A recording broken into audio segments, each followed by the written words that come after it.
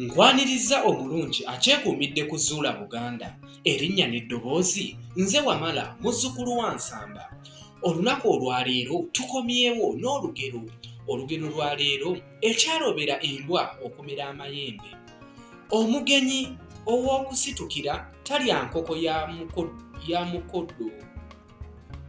Awo olwatuuka nga Ssebintu atemya ku bawansolo bonna eggulo limu nti enkya ajja kugaba amayembe mu maka ge, nti era buli wansolo yenna obudde abulabire ku luggi anaamutuukako. Awo nno ku lunaku olwaddako buli wansolo yabukeereza nkokola nga yeekuba mu maka ga Ssebintu kwefunira mayembe. Obudde okugenda okutuuka awo nga mu kalasamayanzi nga bawansolo abali ewa Ssebintu bawuuma buwuumi era nga tolina naweesa kagere. Bano baavaawo n'amayembe ate balinga basemberako nga bali bajja nga basembera kufuna gaabwe. Wambwa ne yeerabirwa Wankoko yagikwatwa mumwa okuva ewuwe okugenda mu maka ga Ssebintu. Yatuukawo engajaba we zisibira enkumbi enkalu kubanga yagenda ng'ayitayita mu maka g'abantu ng'anoonya amagumba, agenda okutunuulira olunyiriri lw'abawansolo abagabana amayembe mu maka ga Ssebintu nga terusiikwamu mmindi ko ye nti angira neenoonyeza ku magumba nga ne bawansolo bwe bagabana amayembe nange bwe naatuukira. Wuyo zitutte atolonse ava ku maka gano adda mu malala, amagumba nga agasanga gayasayasa. Agenda okujjukira nti Ssebintu agabira bawansolo amayembe nga kumpi ekirabiriza bazaana kye kiri ku ggulu. Kyava dduuka za mbwa okusibamu nga ali mu maaso ga Ssebintu, naye yasanga Ssebintu yamaze dda okugaba amayembe ng'ate bawansolo bonna abalala baakutte dda mu lw'engabi kweddira mu maka gaabwe nga n'amayembe gaabwe gabameze dda ku mitwe. Ko Ssebintu nti Wambwa ogubadde?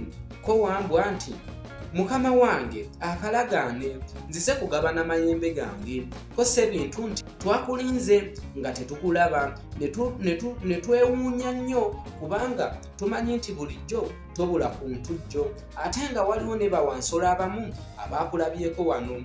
Naye okuva lwe nabadde nteekwa okumaliriza omulimu gw'okugaba amayembe gonna olwaleero ng'enjuba tennabulirayo mu nnyanga. Mukwano gwo Nkufu kyeyavudde ansaba muwe amayembe go agakuleetere, si kulwanga osubwa okufuna amayembe. Era kati Nkufu yalina amayembe go, genda omuyinoonye.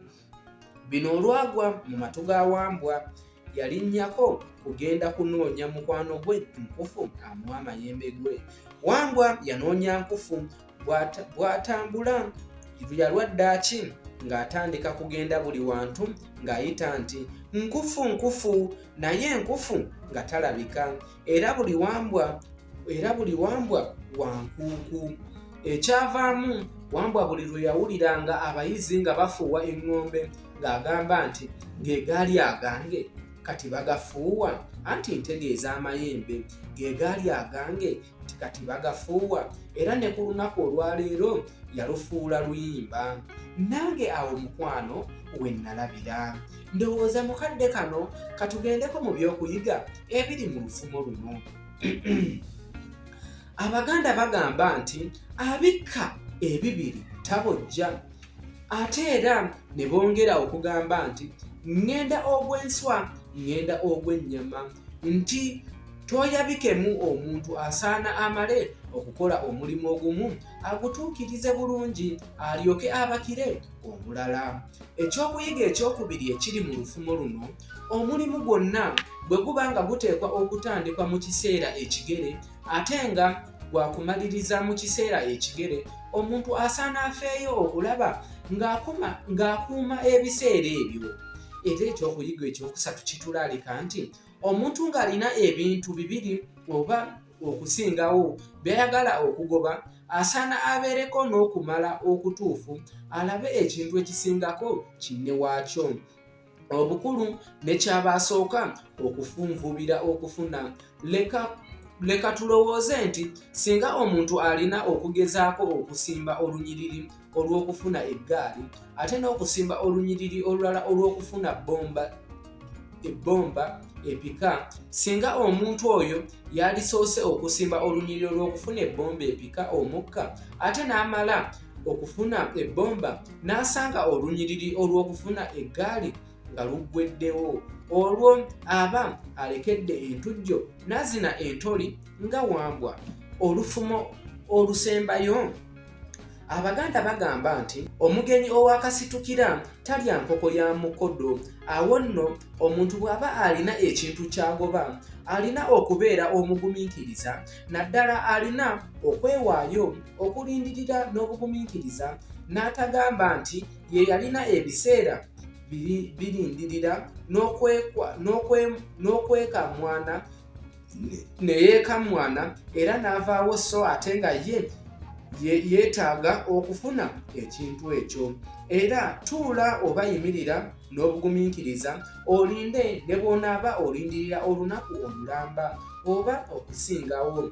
Okusinga lw'onooweewula n'ovaawo ate ne bagenda okutuuka ku linnya lyo nga ggwe okwevaawo okwo kwe kukulemesezza okufuna ebirungi. Seeguya asula wanneeguya. Mwebale abasobodde okwekumira ku Zuula Buganda olunaku olwaleero. Era ng'alabye nkusaba subscribinga ku eno channel, teekawo endowooza yo mu comment section yawo osobole okulindirira olugero oluddako. Ayisa abasajja Kabaka awangaale.